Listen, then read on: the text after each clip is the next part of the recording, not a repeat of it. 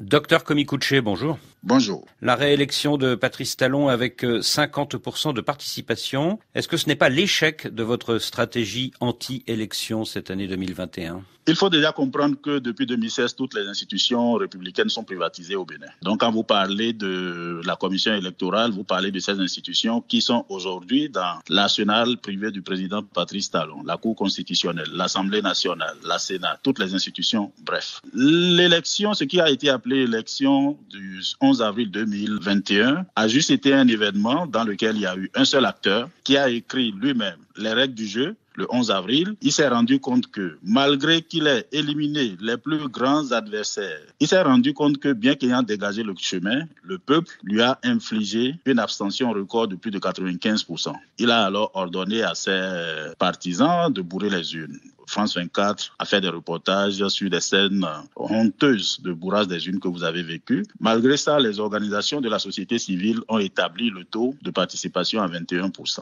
Il finit le feuilleton par une fabrication de taux de participation de 50%. Et donc, on ne peut pas prendre un chiffre fabriqué et aller comparer avec des chiffres qui ont été réguliers durant les 31 ans de démocratie. Alors, pour justifier la baisse de participation par rapport à 2016, le président Talon met en avant les violences qui ont émaillé la campagne électorale de cette année et il accuse plusieurs figures de l'opposition d'avoir planifié, avant le scrutin du 11 avril, une insurrection armée qui aurait visé à le renverser. Est-ce que vous vous sentez visé ? Jamais avant le président Patrice Talon, il y avait eu des scènes de violence. Mais depuis 2016 qu'il est au pouvoir, tous les 3 rendez-vous électoraux qu'il a organisés n'ont pu se dénouer sans que des Béninois innocents ne tombent sur les balles d'une milice spécialement montée pour la circonstance, avec la complicité d'un groupe minuscule d'officiers en quête de protection d'avantages indus, de promotion et de décoration. Alors, il faut comprendre simplement que le Bénin vit une tragédie depuis 2016 pour avoir hissé à la tête de l'État un commerçant qui a installé son empire privé. Aujourd'hui, le président Patrice Talon a privatisé l'économie, il a privatisé l'arsenal institutionnel, il a privatisé l'espace électoral et donc pour pérenniser ceci, il ne lui reste que la violence. Moi, je me vois particulièrement concerné parce que mes zones d'origine, de provenance ont été particulièrement visées. Des officiers ne sont pas gênés de parler de carnage sur certaines populations ou de nettoyage d'une certaine zone. Aujourd'hui, le président Patrice Talon présente nos soldats qu'il faut féliciter parce que quand nous regardons par exemple dans la région des collines, les impacts de balles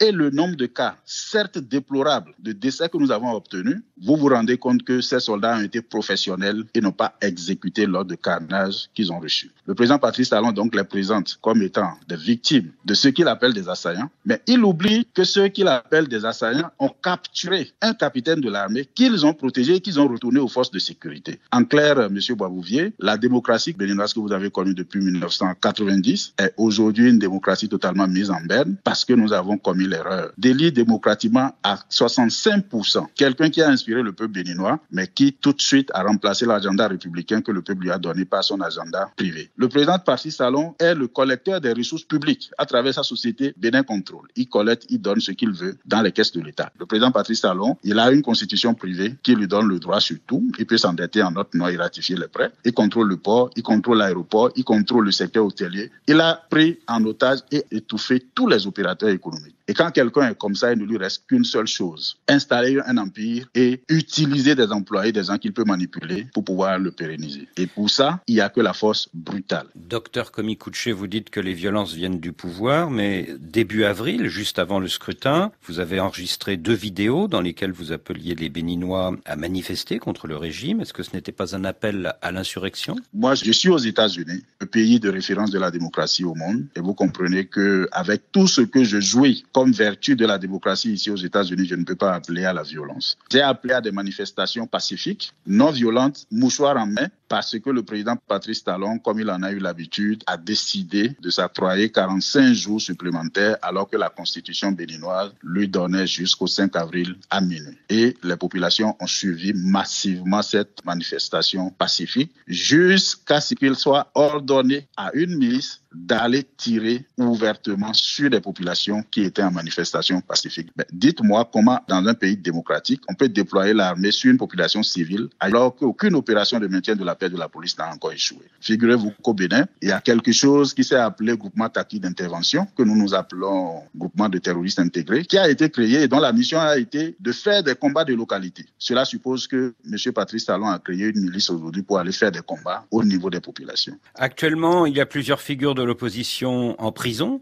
parmi elles Rekia Madougou et le professeur Joël Aïvo, mais le pouvoir dit que la justice détient la preuve que ces personnes ont planifié des actions violentes dans le centre-nord du pays. Qu'est-ce que vous en pensez? Vous parlez de quelle justice? Le Bénin n'a plus de justice. La justice républicaine a été remplacée depuis 2016 par la justice privée du président Patrice Talon. La Cour africaine des droits de l'homme a pu donner des instructions claires sur ce qui convient d'appeler aberration judiciaire que le président Patrice Talon utilise aujourd'hui pour réprimer ses opposants. Le cas Rekia Madougou et Joël Aïvo sont illustratifs. Ces deux cas-là sont illustratifs de ces aberrations. On reproche à Rekia Madougou d'avoir financé ses partisans pour 15 millions de francs CFA. Vous voyez ce que ça fait pour une candidate d'un parti comme le parti les démocrates. On lui reproche pourquoi, après le rejet de sa candidature, elle met 15 millions à la disposition de ses partisans. Nous sommes dans un pays démocratique. La contestation est une vertu de la démocratie. Je ne pense pas qu'il soit vraiment raisonnable et du bon sens qu'on reproche à une candidate de financer à 15 millions de francs CFA convertis en euros. Vous verrez que c'est rien du tout pour aller expliquer comment sa candidature a été rejetée.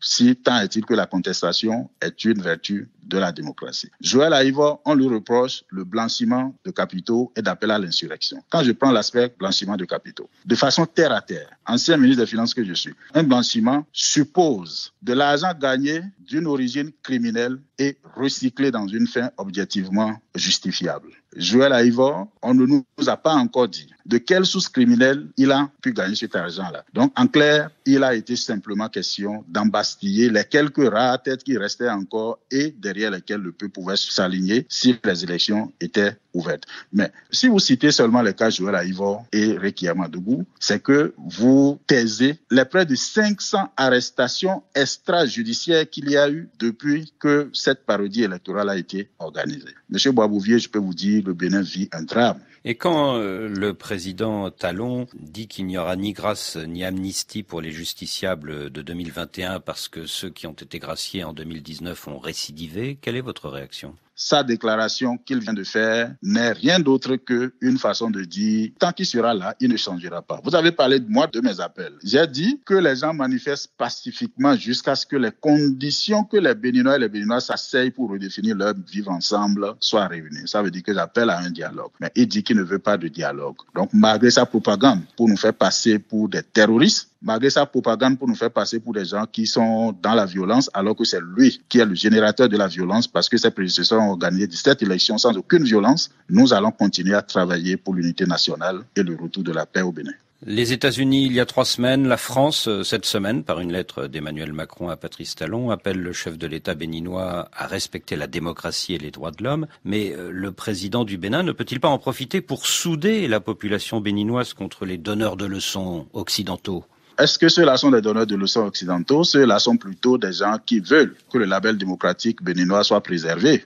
J'ai vu la lettre des États-Unis, j'ai vu la récente lettre du président Macron que le président Talon, avec sa cellule de propagande, fait passer pour une lettre de félicitations. Je tiens à féliciter le président Macron, qui n'a pas changé. Bon, j'ai eu l'occasion de le côtoyer pendant que nous étions encore tous deux plus jeunes ministres du Conseil des ministres de la zone franc. Je crois qu'il n'a pas changé de principe. Il aurait pu faire comme tout le monde, vouloir l'encenser et dire lettre de félicitations, mais il lui a donné une bonne leçon de morale démocratique. Les États-Unis ont fait pareil. Ce n'est pas une question de donneur de leçons, c'est une question plutôt d'appel à la raison. Le président Patrice Talon est complètement à l'antipode aujourd'hui de tous les principes qui l'ont amené lui-même au pouvoir.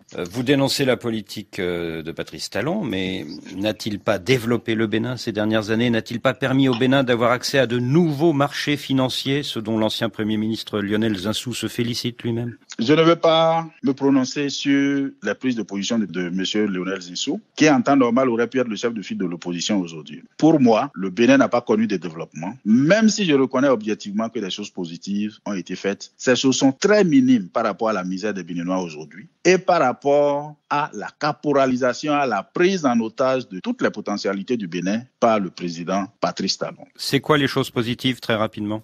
Laissez-moi parler d'abord des choses négatives parce que c'est les plus nombreuses. Le président Patrice Talon, il passe les marchés en gré à gré au profit des sociétés qui sont les siennes et qui sont autour de lui. Il a suffisamment endetté le Bénin pour ne faire que quelques kilomètres d'asphaltage, alors qu'à l'intérieur du pays, il faut combattre la pauvreté. Les gens meurent et quand on parle, c'est l'armée qu'on vous envoie pour vous tuer. Qu'à cela ne tienne, de façon objective, il y a quelques points positifs. Comme par exemple, ils ont fait une très bonne évolution en matière de l'état civil. Aujourd'hui, vous pouvez, il y a le RAVIP qui a pu révolutionner l'état civil comme dans les pays développés. Oui, grâce à la numérisation, il y a moins de raquettes au niveau de l'administration. Oui, absolument. Je ne peux pas dire s'il y a moins de raquettes ou pas parce que je ne sais pas si ceux qui sont à la tête ont la possibilité de voir les usagers ailleurs. Mais au point de vue technologique, au point de vue de modernisation des états civils, c'est quelque chose de positif qui a été fait. Deuxièmement, par rapport à la gestion du coronavirus, je peux dire qu'ils ont fait une gestion assez professionnelle. Et ça, il faut saluer le corps médical. Le Bénin a été l'un des pays qui a le mieux géré la crise du coronavirus. Et ça, c'est à leur actif. Mais quand vous prenez tout ça, à côté des milliers de jeunes Béninois aujourd'hui qui sont dans la clandestinité et qui peuvent contribuer à la gestion du pays, à côté des dizaines de Béninois qu'on a poussés en exil simplement parce qu'ils disent « nous voulons continuer à dire ce que nous ne pensons pas parce que nous ne voulons pas être des applaudisseurs passifs ». Vous prenez quelqu'un comme Sébastien Adiaou. C'était le plus gros contributeur dans les caisses de l'État. Il est où depuis 2016? Moi qui suis ici, je ne suis pas parmi les plus intelligents du Bénin, mais même si j'étais dans mon champ à Banté, j'allais continuer à contribuer à la création de la richesse pour mon pays. Mais on est dans quel pays? Il y a eu plus de 500 arrestations depuis le 11 avril, la parodie du 11 avril. Est-ce que c'est de ça qu'on a besoin après 30 ans de démocratie? Patrice Talon peut être président pendant 10 ans, il peut être président si les Béninois le veulent, mais qui n'empêche pas les autres de vivre. Tous ceux qui collaboreront ou qui profiteront de façon directe ou indirecte à ce pouvoir braqué ne seront que des receleurs et en paieront les prix devant l'histoire. Docteur Komi Koutché, merci.